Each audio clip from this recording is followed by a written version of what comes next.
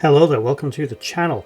This is Nerdworld Empire and the exploration of the Dominion and all of its assets, member races, resources and capabilities. And today we're looking at possibly the most preeminent, certainly most important member state in the Dominion. That would be the Founders, otherwise known as the Changelings. They have no other known original name, merely their adopted name that they took from the persecutors, the Solids, who used to refer to them as Changelings. It was a derogatory term which they eventually took as a self-empowering name.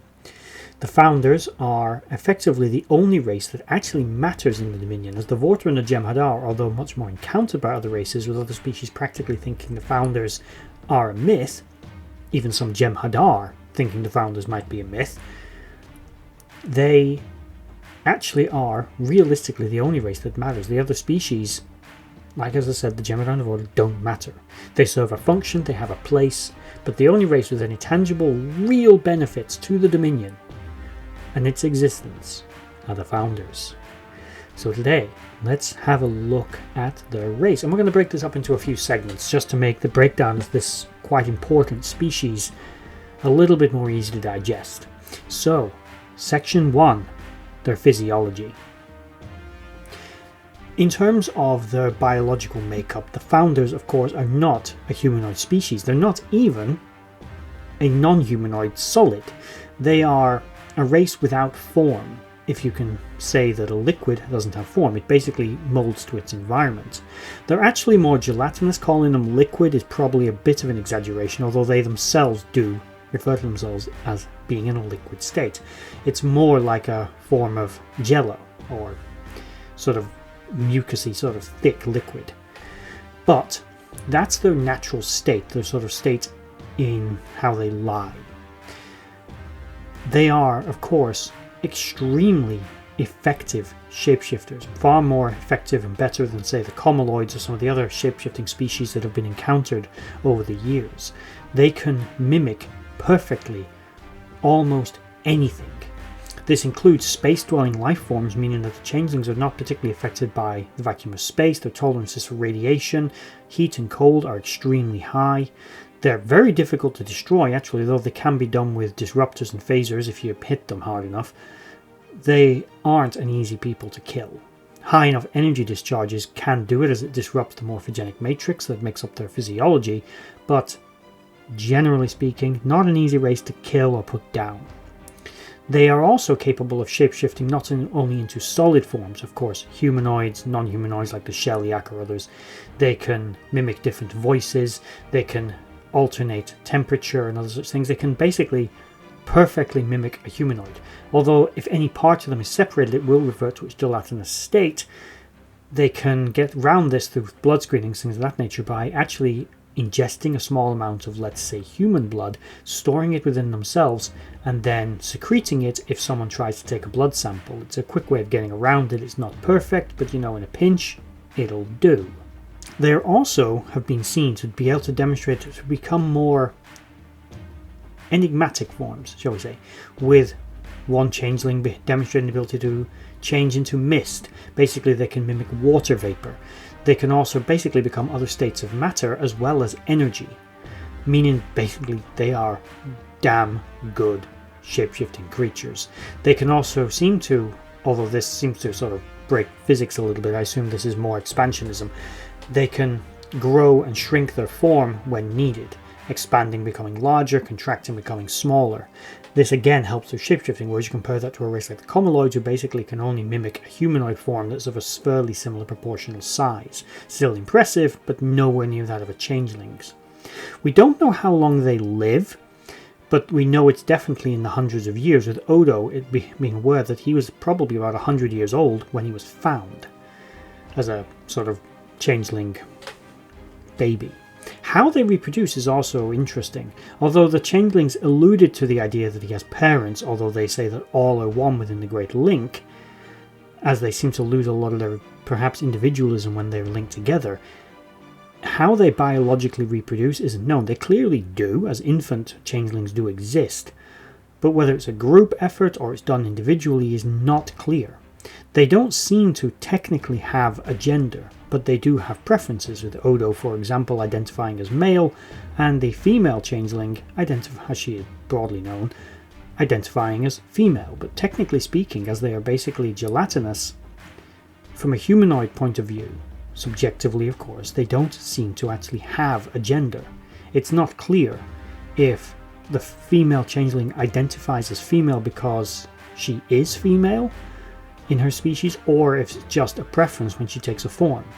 Because unless there's something key in their biology that indicated that Odo was male, for example, how the Bajorans knew he was male when they found him, how did he know he was male? It seems to be more just how he felt.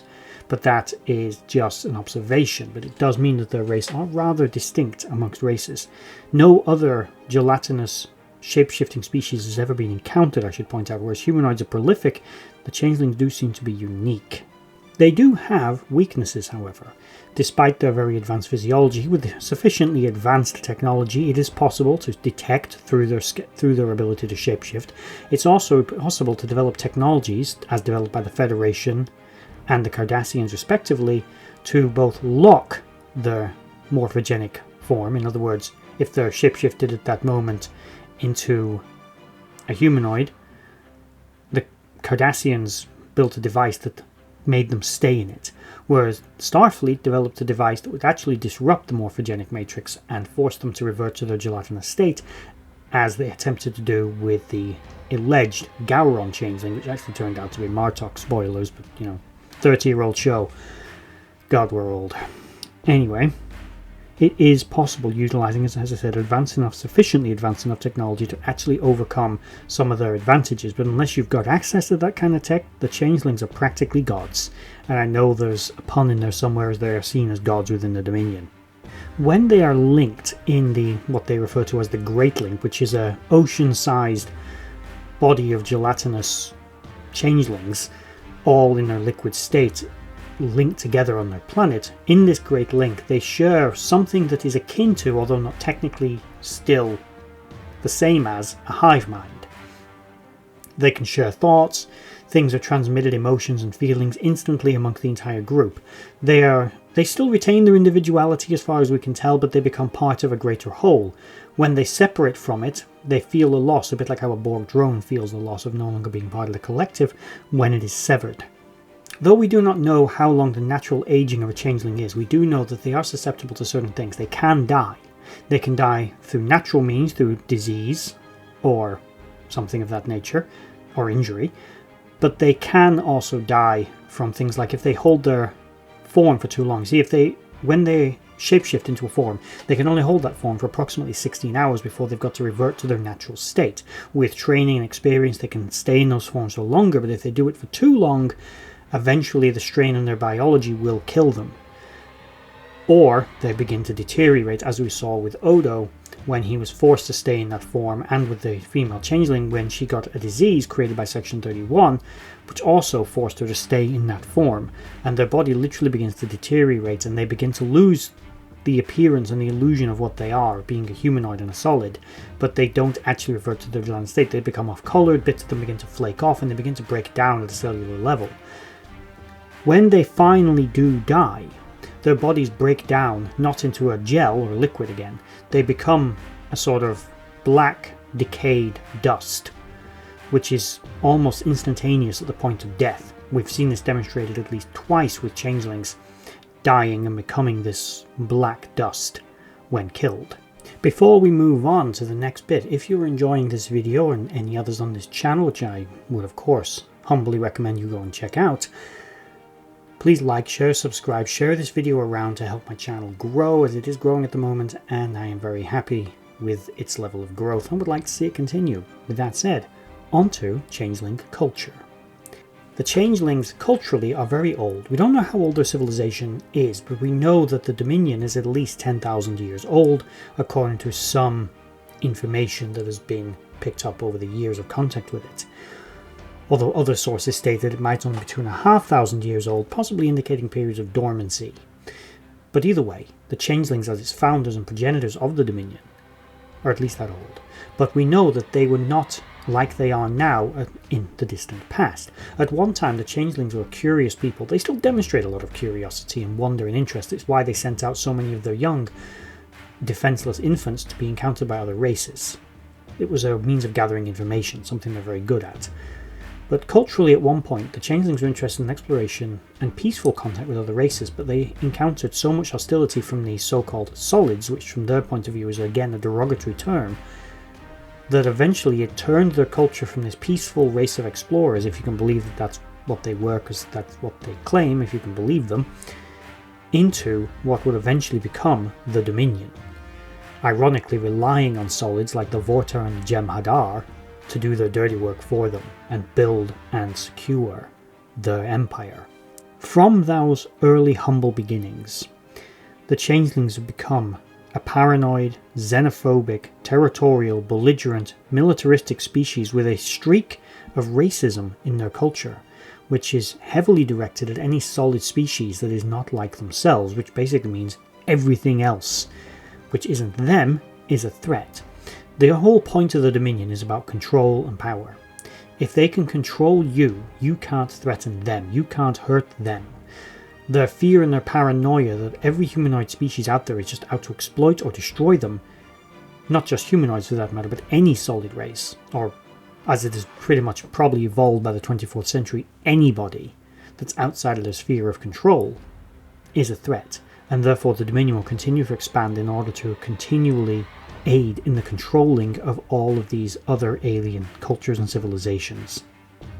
They are very warlike, as we can see. They designed the Jem'Hadar, which if you see my video on the Jem'Hadar, we don't know if they completely designed the Jem'Hadar or simply evolved them from something else, but either way they created them culturally, biologically and psychologically to be the perfect living weapon. The Vorta were created to be engineers, diplomats, scientists, doctors, and to fill all the other roles within the Dominion. Basically they're its bureaucrats, engineers and diplomats, but are all genetically hardwired to be sycophantic slaves, to worship them as gods. It's not just cultural conditioning, it's hardwired into them, as we saw with the Jem'Hadar infant that was encountered by the Federation. When it saw Odo, it instantly practically knelt before him. It instinctually knew to obey him. This has clearly been hardwired into their genes somehow, which also demonstrates the sheer level of advancement of Dominion bioengineering technology that they have at their disposal. They have expanded the Dominion for thousands of years, and as Wayun had put it, it existed for thousands of years before the Federation existed. It will exist for thousands of years after. A bold statement, I should point out. They have, though, in their separation from direct administrative roles within the Dominion, have become somewhat almost Olympian level of God in the lethargic. What I mean by that, even to me slightly confusing way of phrasing that, is that the founders spend a lot of their time lounging around in what is their version of paradise and letting everyone else sweat it out, bleed and die on the battlefields, while they themselves, at least the majority of them, stay home, relax, chill out, revert to their gelatinous state and just embrace the Great Link. And this is almost like a drug to them. They hate to leave it and they don't like to leave it, but sometimes duty calls and they have to. The Changelings are certainly the driving force behind the culture and the militarism within the Dominion. When a race is to be exterminated or eradicated, that is a decision made by the Changelings. It was the Changelings that nearly destroyed the Bajoran race, for example, as well as ordered the extermination of the Cardassians and the creation of a plague to kill another species in the Gamma Quadrant, just to set an example to other races. Something I've actually done a video on, and if I remember I'll link it, but it probably or should be in the Dominion playlist anyway. On to the next section, and that would be the role of the Changelings within the Dominion. Their role is first and foremost leaders. All Changelings, which to their point of view are pretty much all created equal, are all leaders of the Dominion. A single Changeling is more important than the entire conquest of the Alpha Quadrant. A single Changeling is more important than an entire army of Jem'Hadar, an entire Vorta cloning facility, any one species conquered by the Dominion. They would rather Earth burn than a single Changeling die. That's how much more important they place the value of their own people and their own lives over that of the other races. They see everything else as inferior. Their role, therefore, is to assist and facilitate the more efficient conquest and absorption of other races in order to make sure that they no longer pose that threat that they perceive from them. And one of the ways the Changelings do this is they play to their strengths. Changelings are excellent infiltrators, both instinctually and likely through training. They are very good at intelligence gathering. The Dominion demonstrated an impressive ability to gather information on its enemies, including to the point where they could give a Changeling so much information they could effectively copy Dr. Julian Bashir for weeks or months, and nobody knew. This is an officer with close friends, family, colleagues, hundreds of people that he interacts with on a daily basis, all of which were completely fooled, including another Changeling that didn't pick up on it. This Changeling was so effective, a single Changeling was able to sabotage the station, smuggle weapons, give information and intelligence to the Dominion, and even almost destroy the Bajoran sun using a trilithium weapon, which would have resulted in a shockwave which would have destroyed Bajor. That's a single Changeling. Then we see the paranoia in other instances where their infiltration was so complete that they were able to infiltrate the Tal Shiar to trick the Obsidian Order and that vicious organization, known as the Tal Shiar, into attacking the Dominion's homeworld, that of the Founders, all to lure them into a trap so they could wipe out the two organizations. That, again, as far as we know, was probably just a single Changeling. And as I've said before, if one Changeling got into the head of the Tal Shiar, they were probably riddled on Romulus. And there were 4 of them, at least allegedly 4 of them, on Earth. We know for a fact there was at least one Changeling operating at Starfleet Command, which was never caught. We also know that they managed to successfully kidnap and duplicate General Martok, and therefore infiltrate the Klingon government, start a war which broke down the Federation Klingon alliance, started a war between the Klingons and the Cardassians, and also ramped up the issues with the Maquis as a result. Again, a single Changeling. Playing to their strengths, they can destabilize governments, start wars, gather intelligence, commit industrial espionage, sabotage, and other nasty things they can do to preempt any war. Possibly to weaken an enemy to the point where they were to surrender, convince them that becoming members of the Dominion is a good idea, or even take over their leader and just make their leader agree to say, oh, yeah, we're going to join the Dominion. Yeah, no, I'm not a Changeling at all. Pfft, you know. Basically, they're capable of quite a lot, and that seems to be their primary role in the Dominion. They will occasionally work as field commanders, operating aboard a starship, overseeing a battle, but more or less they stay behind the scenes, further back behind the front lines, and coordinate the wars. They are very involved in administrative duties within the Dominion, although superficially when first meeting them that's not how they seem.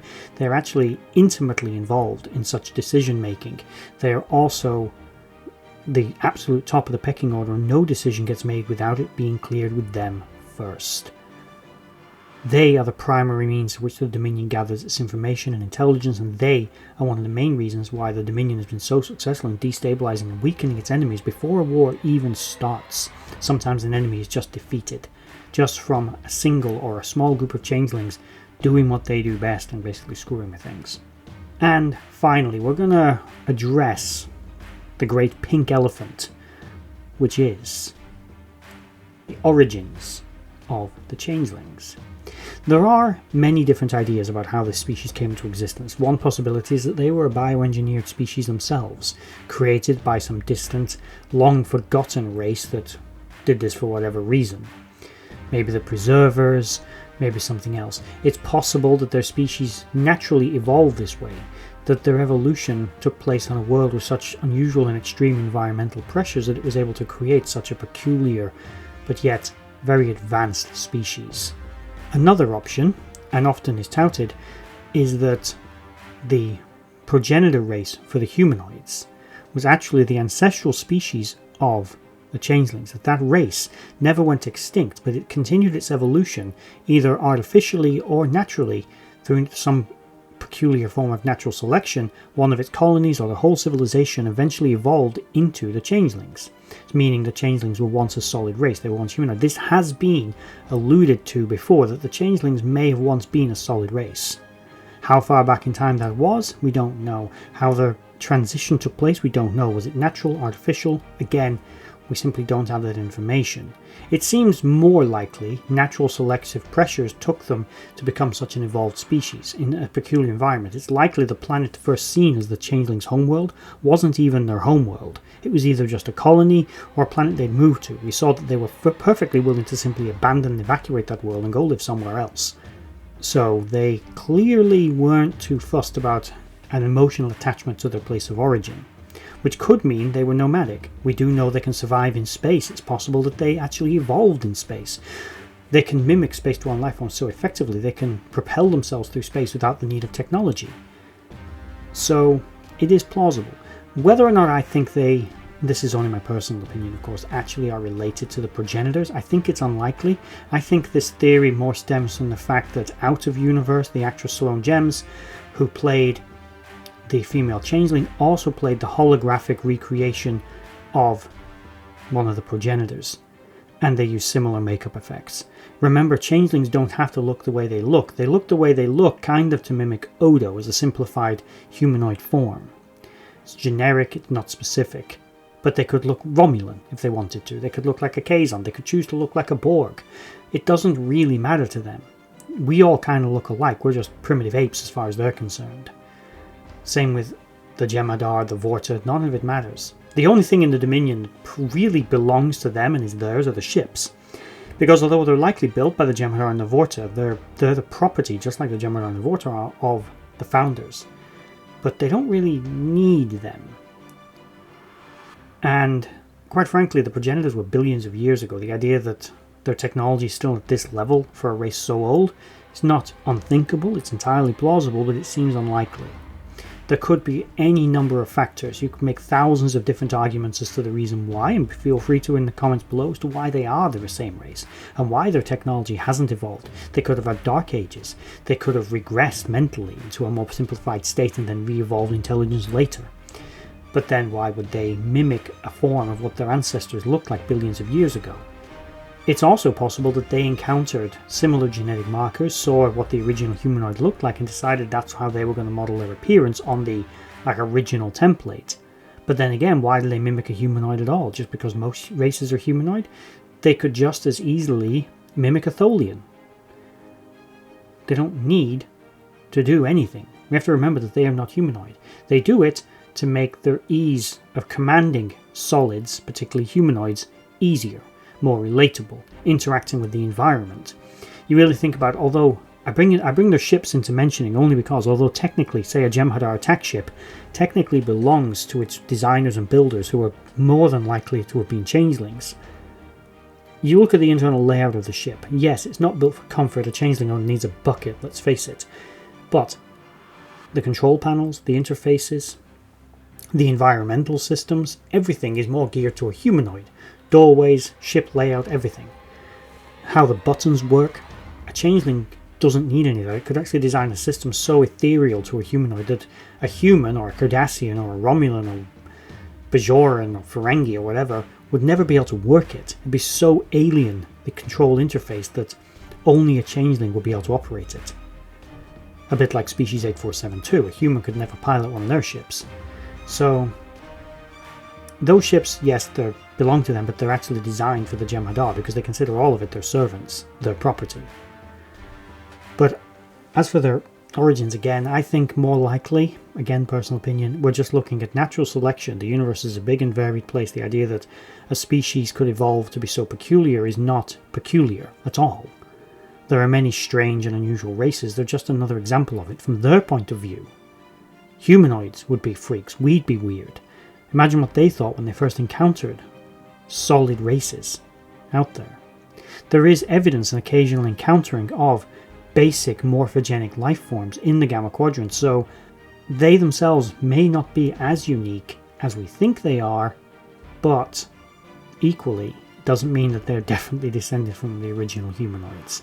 But let me know what you think in the comments down below. I know this video's gone on for quite a while, but I wanted to give the breakdown of this race some meat and do it in a little bit more detail than what I normally do. The ultimate fate of the civilization after the fall of the Alpha Quadrant bases and retreat back to the Gamma Quadrant is unknown. It's in all probability the Dominion's carried on happy as anything in the Gamma Quadrant.